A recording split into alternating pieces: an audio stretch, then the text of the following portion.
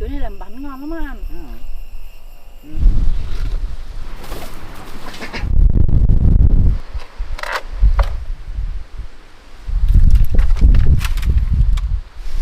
Nguyên bố mấy anh.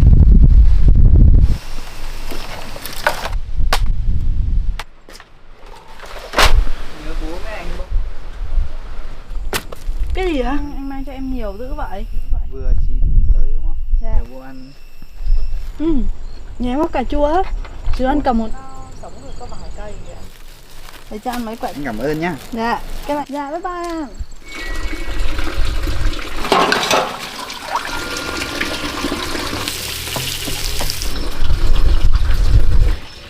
Bố mấy anh.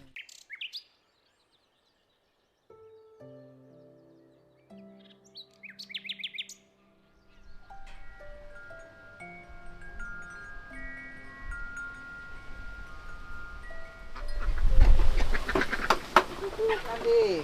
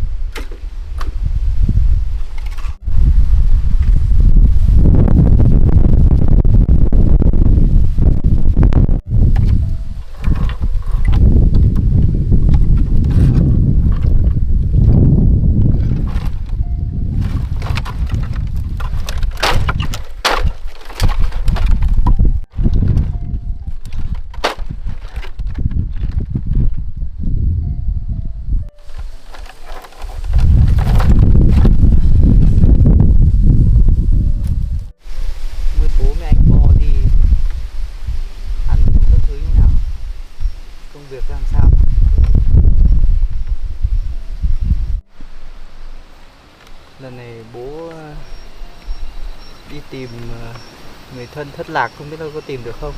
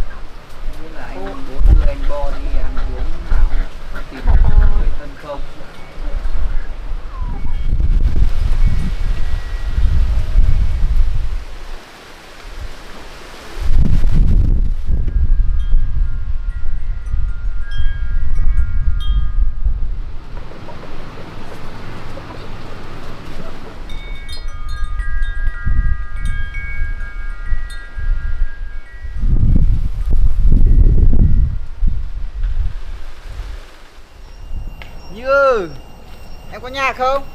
Dạ em ở đây. Gì đây?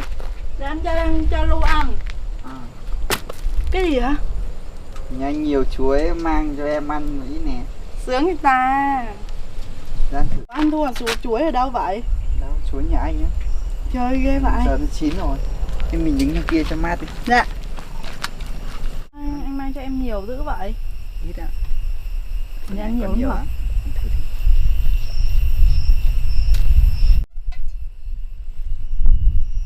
Đó, chuối nhanh thơm dữ vậy. Vừa chín tới đúng không? Dạ. Cho em một ít, ngày mai em làm bánh chuối. Thế ăn đi, nhanh. Chuối này làm bánh ngon lắm anh. Ừ. Em với mẹ ăn hết đi, anh mang thêm cho. Chứ nhà anh nhiều lắm hả? Cho nên nhiều lắm. Mấy nải á? Rồi nhà em cũng có nhưng mà nó còn xanh lắm à. Nải đó anh chưa già đâu. Nhiều vô ăn. Đợi mà mốt buồn chuối này em chỉ em cho đó. Em cho là bên kia một buồn nữa, nhà em có 2 buồn.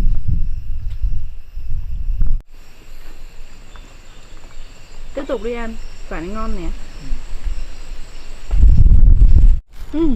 Nhà em có cà chua á. Chứ anh cầm một ít về nấu ăn. Nhiều thế. Này không ăn nhanh là nó hỏng ấy. Anh đang nói cà chua hay chuối? Cái cua. Được rồi anh ơi. No quá. Mới ăn cơm xong. Biết mẹ tại nhà ăn đẹp đấy. Xinh xinh ha. Dạ. Lu ăn không? Có ấy. Ăn cơm dính mũi kìa. Trời quỷ thần, nó nhìn bà ăn cơm nè. Cơm dính mũi kìa. Lu ăn chuối ngon gì em kìa. Nhìn dễ thương anh ơi, nhìn cơm dính đầy mũi nè. Thôi để này cất để cho mẹ, về phần cho mẹ. Cho hai đứa ăn no quá. Đúng không? Ăn no rồi kìa. Cái bọ vậy.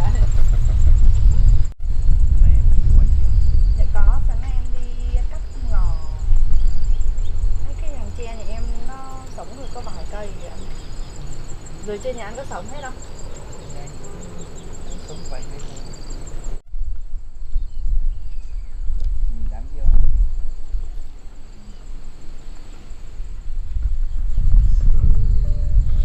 Mẹ em đi chơi đúng không? Dạ, mẹ em vô lo chị Hằng chơi. Mẹ mang đồ ăn đi.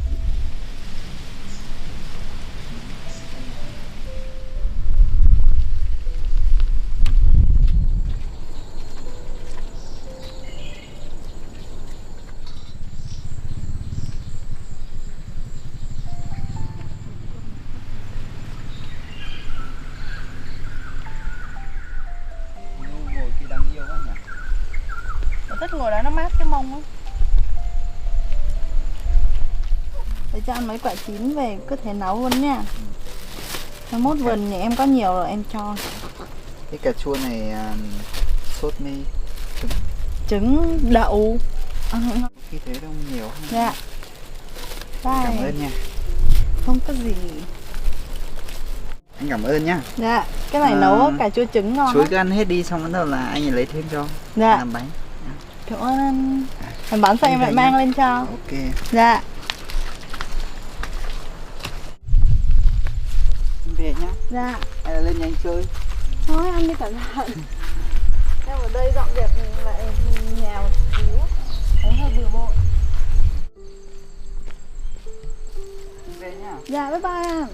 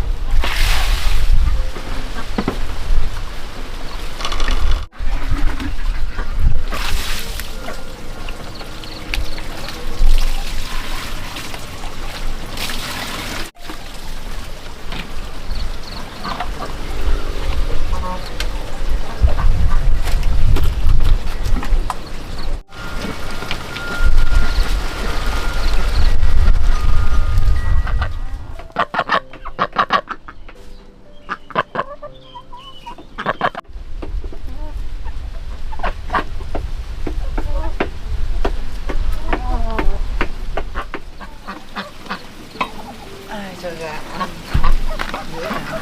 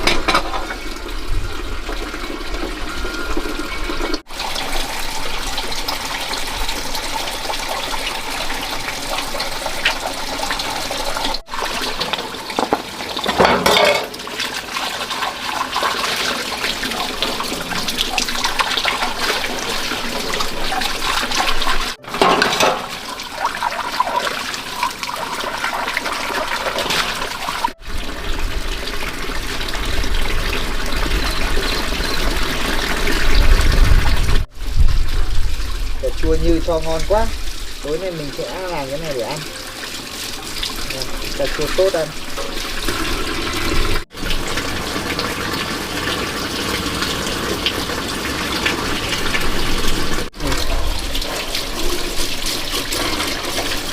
Dính cái gì đây nhỉ? À, cắt bơ.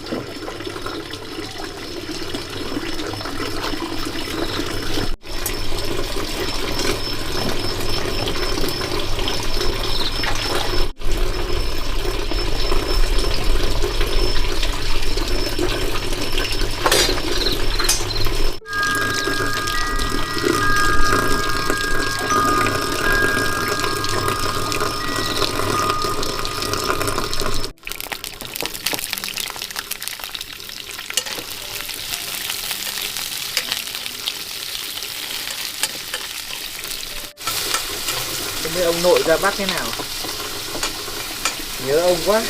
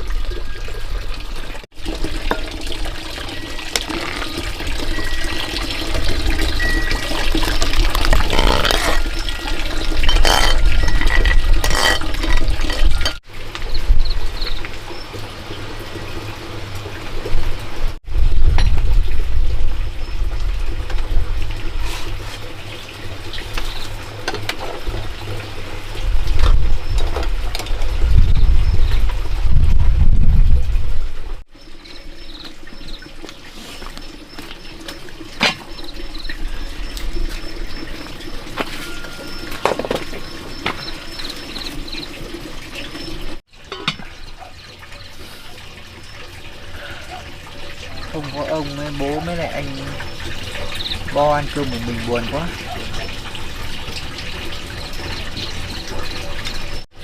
Không biết bố mấy anh đi như nào rồi, có tìm được người thân không, ở nhà không biết tin tức gì đúng không?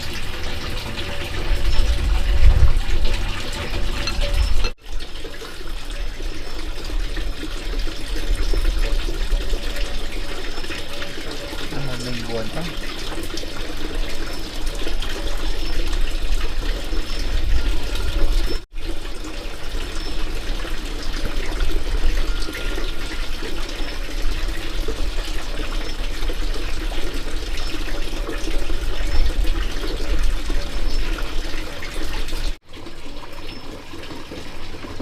Bao giờ ông với bố mấy anh ấy về?